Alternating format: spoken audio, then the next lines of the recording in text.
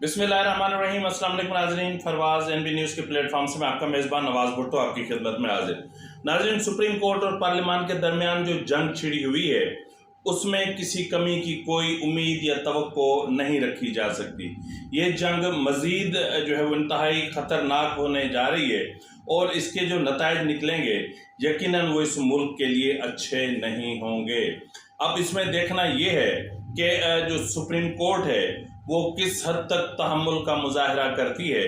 ताहम पार्लियामान की तरफ से मुसलसल जारहाना अंदाज में सुप्रीम कोर्ट पर हमले जारी हैं। इसके अलावा नाजरीन जो है वो उमर अता बंदयाल और इमरान खान का जो गठजोड़ है उस गठजोड़ के हक़ाइक़ या जो चीज़ें हैं वो भी बेनकाब हो चुकी हैं और अगला हफ्ता जो है ना बहुत ख़तरनाक होने जा रहा है। अब उसमें किसकी गिरफ्तारी हो सकती है, किसकी गिरफ्तारी नहीं हो सकती और सुप्रीम कोर्ट के चीफ जस्टिस के से मुतालिक पार्लियामान ने क्या फ़ैसला किया है उस पर भी हम बात करेंगे और इस पर भी हम बात करेंगे कि चीफ जस्टिस उमर अता बंदयाल ने किस तरह की हिकमत अमली बना रखी है और क्या पार्लियामान जो है उसको घर भेजने की तैयारी हो चुकी है या अगर पार्लियामान को तहलील किया जाएगा तो उसका तरीक़ेकार क्या होगा, क्या ये मामला भी तय हो चुके हैं। और इसके अलावा पार्लियामान ने सदर के पर उतरने की तैयारी भी मुकम्मल कर ली है। नाज़रीन, हमारे मुल्क के वज़ीर ख़ारजा बिलावल भुट्टो ज़रदारी इस वक्त भारत के शहर गोवा में मौजूद हैं, जहां जो है वो शंघाई कोऑपरेशन ऑर्गेनाइजेशन SCO जो है वो फॉरेन मिनिस्टर्स की जो मीटिंग है या जो कॉन्फ्रेंस है उसमें शिरकत करेंगे। इस तनाजुर में अगर हम देखें तो क्या कोई दूसरा जुल्फ़िकार अली भुट्टो जन्म लेने जा रहा है या फिर बिलावल भुट्टो ज़रदारी का ये दौरा भारत पर बहुत भारी पड़ने वाला है। तो नाज़रीन, इन तमाम उमूर पर हम तफसील से बात करेंगे, इसलिए आपसे इल्तमास है कि अगर आपको हमारा प्रोग्राम पसंद आए तो मेहरबानी करके इसको सब्सक्राइब करना, लाइक करना और शेयर करना मत भूलिएगा। नाज़रीन, जिस तरह मैंने कहा कि आइंदा हफ्ता इंतहाई भारी गुजरेगा और बहुत भारी गुजरेगा। अहम गिरफ्तारियां भी मुतवक्का हैं, ये भी इम्कान है कि आज रात भी कोई एक आध गिरफ्तारी हो जाए, क्योंकि बहुत सारी चीज़ें जो हैं वो एक साथ चल रही हैं। अब जब बहुत सारी चीज़ें एक साथ चल रही होती हैं ना तो उनको फिर बाइफरकेट करना बहुत मुश्किल है। जिस तरह हम देखें तो इस वक्त जब मैं वीलॉग रिकॉर्ड कर रहा हूँ तो इस्लामाबाद हाई कोर्ट ने इमरान खान के खिलाफ दहशतगर्दी के 7 मुकदमात में जो ज़मानत की दरख्वास्त दायर की गई थी उस पर फैसला महफूज कर लिया है। लेकिन जो जज साहिबान हैं उन्होंने अच्छे मूड के साथ फैसला महफूज नहीं किया और जो उनका मूड ख़राब करने वाले हैं वो हैं खुद ही PTI के रहनुमा फवाद चौधरी, जो ख़ुद को शायद बहुत ज़्यादा सियाना समझते हैं या बहुत ज़्यादा अक्लमंद समझते हैं, तो इसलिए वो ऐसे मामलात में कूद पड़ते हैं। अब यकीनन थोड़ी देर में फ़ैसला आ जाएगा। फ़ैसला क्या होगा, अगर ज़मानत मुस्तरद होती है तो फिर इमरान खान जो है वो इस्लामाबाद हाई कोर्ट से वापस नहीं निकल सकेंगे या फिर मुमकिन है कि उनको प्रोटेक्शन दिया जाए, प्रोटेक्टिव बेल दी जाएगी कि वो कंसर्न अदालत में जाकर के ज़मानत के लिए रुजू करें। इस तरह भी हो सकता है, यानी अभी कुछ भी हो सकता है। इसके अलावा नाज़रीन, जिस तरह मैंने आपसे कहा कि जो इमरान खान और चीफ जस्टिस उमर अता बंदयाल के दरमियान जो गठजोड़ है उसके ताने बाने अब थोड़े से खुलना शुरू हुए हैं, हक़ाइक़ सामने आना शुरू हुई हैं। अब हक़ाइक़ क्या हैं उन पर हम बात करते हैं। मसला ये है कि आपने रिसेंटली सुना होगा कि रिसेंटली नहीं बल्कि गुज़िश्ता रोज़ इमरान खान ने जो है वो एक ऐलान किया। नाज़रीन, इस गठजोड़ के हवाले से मैं इससे पहले के मामला को आगे ले जाऊं, गुज़िश्ता रोज़ इमरान खान ने इस हवाले से एक वीडियो पैगाम जारी किया था। अब उस वीडियो पैगाम में इमरान खान ने क्या कहा था, ज़रा खुद मुलाहिज़ा फरमा लें। मैं चाहता हूं कि हफ्ते को मगरिब से 1 घंटा पहले आप अपने घरों से बाहर निकलें, अपने महलों में जाएं या गांव में हैं तो अपने गांव में निकलें, अपने आइन को बचाने के लिए, अपने बच्चों के मुस्तकबिल को बचाने के लिए, अपने सुप्रीम कोर्ट को बचाने के लिए अपने चीफ जस्टिस के साथ इज़हारे यकजहती दिखाएं। शुक्रिया। नाज़रीन, यहाँ हैरानकुन बात यह है कि इमरान खान आइन और सुप्रीम कोर्ट और अपने चीफ जस्टिस को बचाने की बात कर रहे हैं। तो क्या इमरान खान कोई एक नई तहरीक का आगाज करना चाह रहे हैं, या जो है वो इमरान खान कोई एक नया जस्टिस उमर, अपना क्या नाम था इसका, इफ्तिखार चौधरी, कोई इफ्तिखार चौधरी पैदा करने जा रहे हैं, या फिर किसी वकला तहरीक को जन्म देने की कोशिश कर रहे हैं? और क्या ये जो मामलात हैं ये आपस में तय हैं कि जी क्या करना है और किस तरह हुकूमत पर प्रेशर डेवलप करना है? और अगर इमरान खान, जिस तरह आपने देखा होगा योम मई को इमरान खान जो है वो 4000 लोग भी मुश्किल से लाहौर की सड़कों पर ला सके और इमरान खान फ्लॉप तरीन शो के साथ वापस बनी गाला अपना जमान पार्क चले गए, तो इसी तरह, बिल्कुल इसी तरह जो है वो अब जो अगर अतवार का अपना हफ्ते का जो शो है वो भी इमरान खान का नाकाम हो जाता है तो फिर क्या करेंगे? अब मसला ये है कि जिस फोरम पे इमरान खान ने आइन को बचाना था वहां तो इसने बचाया नहीं। जिस फोरम पे इमरान खान को अपना अदलिया की बालादस्ती के लिए लड़ना चाहिए था उस फोरम से तो वो इस्तीफे फेंक कर बाहर चले गए थे। और आइन की बात करने वाले ने आइन शिकनी की और अपनी जब इनके खिलाफ तहरीक अदम एतमाद पेश हुई, न सिर्फ इन्होंने की बल्कि इनके सदर ने की, इनके स्पीकर ने की, इनके डिप्टी स्पीकर ने की और हर मुमकिन कोशिश की मार्शल लॉ के निफाज की, लेकिन ऐसा नहीं हो सका। और वो शख्स आज चला है आइन और जो है वो सुप्रीम कोर्ट को बचाने, यानी उस सुप्रीम कोर्ट को जो सुप्रीम कोर्ट इस वक्त खुद को नहीं बचा पा रही, यानी सुप्रीम कोर्ट के अंदर जो इख्तलाफात हैं उनको नहीं मिटा पा रही। तहम नाज़रीन, ऐसी सूरत हाल में मैं आपको एक चीज़ दे सकता हूं या एक अहम चीज़ बता सकता हूं। मैंने आपसे कहा था कि आइंदा हफ्ते कुछ गिरफ्तारियां हो सकती हैं, कुछ नोटिस जारी हो सकते हैं। तो नोटिस का से अगर बात करें तो फिर मैंने जिस तरह कहा कि पार्लियामान और सुप्रीम कोर्ट के दरमियान जंग इंतहाई शदीद हो चुकी है। सुप्रीम कोर्ट तो फिर भी किसी हद तक जो है वो एक तहम्मुल का मुजाहरा कर रही है, तहम पार्लियामान की तरफ से पे दर पे वार जारी हैं। जिस तरह रिसेंटली आपने देखा होगा कि रजिस्ट्रार को पब्लिक अकाउंट्स कमेटी ने नोटिस जारी किया और उससे पहले जो है वो साबिक चीफ जस्टिस साकिब निसार और उनके बेटे नजम निसार को जो है वो बुलाने के लिए जो है वो नोटिस जारी हुए। और आज जो है वो अपना कौमी असम्बली में जो साबिक अपना स्पीकर हैं अयाज सादिक साहब, उन्होंने असेंबली में एक खिताब किया और उस खिताब के दौरान जो है वो उन्होंने बाकायदा तौर पर कहा कि जी जस्टिस मज़ाहिर अली अकबर नकवी के खिलाफ 6 से ज़ायद रेफरेंसेस दाखिल हो चुके हैं, लेकिन सुप्रीम जुडिशल काउंसिल इस हवाले से किसी किस्म के इकदाम नहीं कर रही और जिसकी वजह से जजेस की बदनामी हो रही है। मजीद उन्होंने क्या कहा, जरा आप खुद मुलाहिजा फरमा लें।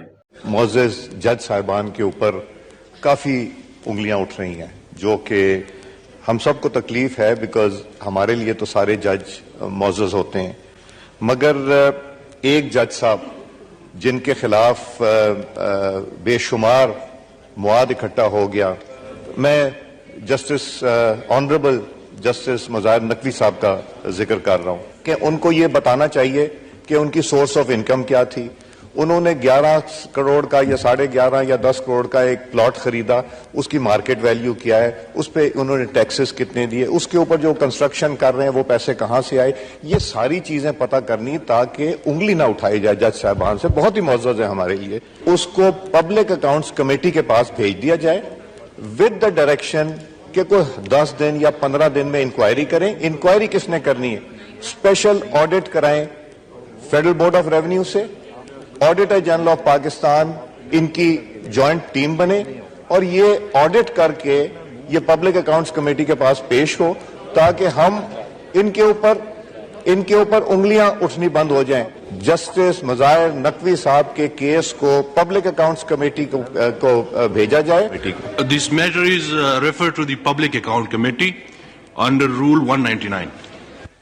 नाज़रीन, अयाज सादिक की इस दरख्वास्त पर पार्लियामान ने जो है वो जो मामला था वो पब्लिक अकाउंट्स कमेटी को भेजा और पब्लिक अकाउंट्स कमेटी FBI और दीगर मुतल्लिका इदारों की तवज्जुह से मज़ाहिर अली अकबर नकवी के खिलाफ विदिन 15 डेज तहकीकात मुकम्मल करके और पार्लियामेंट में रिपोर्ट पेश करेगी। तो मामला मैंने कहा ना कि ये कम नहीं है। अब इसके जवाब में जो सुप्रीम कोर्ट ने हिकमत अमली मुरतब कर रखी है वो ये है कि आइंदा हफ्ते 8 से 10 अराकीन असेंबली और काबीना के जो अराकीन हैं उनके खिलाफ मुमकिना तौर पर तौहीन अदालत के नोटिस उनके खिलाफ जारी हो सकते हैं। और 8 से 10 अराकीन असेंबली या फिर अराकीन पार्लियामेंट के खिलाफ जो उनको अगर नाअहल कर दिया जाता है तो फिर पार्लियामेंट अब तो फिर सदर यकीनन जो है वज़ीर आज़म से कहेंगे कि भाई आप एतमाद का वोट लो।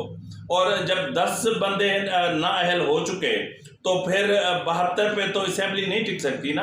अब 72 पे तो वफा कौमी असेंबली को नहीं चला सकते, तो फिर यकीनन ऐसी सूरत हाल में असेंबली जो है वो तहलील हो जाएगी। एक हिकमत अमली ये भी बनाई जा चुकी है। तो हम इस हवाले से इस्टेब्लिशमेंट ने वाज़े तौर पर पैगाम दिया है चीफ जस्टिस को कि भाई थोड़ा सा हाथ हल्का रखो, आगे इतना मत बढ़ो कि पीछे पलटने का रास्ता भी ना मिले। तो अब देखना ये है कि मामला कहाँ तक जाते हैं, किस तरफ पहुँचते हैं। नाज़रीन, जिस तरह आपसे मैंने कहा कि जो है वो हमारे वज़ीर ख़ारजा बिलावल भुट्टो ज़रदारी इस वक्त गोवा में हैं। गोवा रवानगी से पहले उन्होंने जो एक वीडियो अपना पैगाम था जो रिकॉर्डेड था वो उन्होंने सोशल मीडिया पर जारी किया। उसमें उन्होंने क्या कहा, ज़रा मुलाज़ा फरमा लें। बिस्मिल्लाहिर्रहमानिर्रहीम, अस्सलाम वालेकुम। आज मैं गोवा भारत जा रहा हूँ जहाँ मैं पाकिस्तान का डेलीगेशन को क़यादत कर रहा हूँ to attend the Shanghai cooperation organisations council of foreign ministers. मेरा जाना ये वाज़े पैगाम भेजता है कि पाकिस्तान कितना अहमियत ये SCO को देता है और कितना सीरियसली अपना मेंबरशिप को भी लेता है। I am looking forward to engaging bilaterally उन ममालिक के साथ जो इस ऑर्गेनाइजेशन का हिस्सा है। आपका शुक्रिया। नाज़रीन, बिलावल भुट्टो ज़रदारी ने शंघाई पहुंचकर वहां पर भी एक मुख्तसर सी बात की।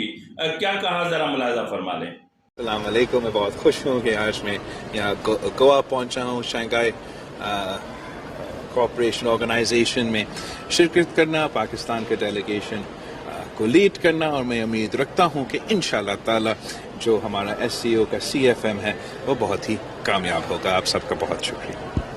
नाज़रीन, बिलावल भुट्टो ज़रदारी की इन बातों को सुनकर आप बखूबी अंदाज़ा लगा सकते हैं कि बिलावल भुट्टो ज़रदारी का भारत जाना भारत को बहुत भारी पड़ सकता है। यानी इमरान खान के लिए, अपना भारत के लिए बहुत सारी मुश्किलात पैदा कर सकता है। क्योंकि इस वक्त अगर आप देखें तो जो PTI की क़यादत है वो सोशल मीडिया पर मुतहरिक है और सोशल मीडिया पर मुसलसल बिलावल भुट्टो ज़रदारी को जो है वो अपना टारगेट किया जा रहा है कि उनका दौरा किस तरह का है और ये चीज़ें शर्मनाक हैं और पता नहीं क्या क्या नहीं कहा जा रहा।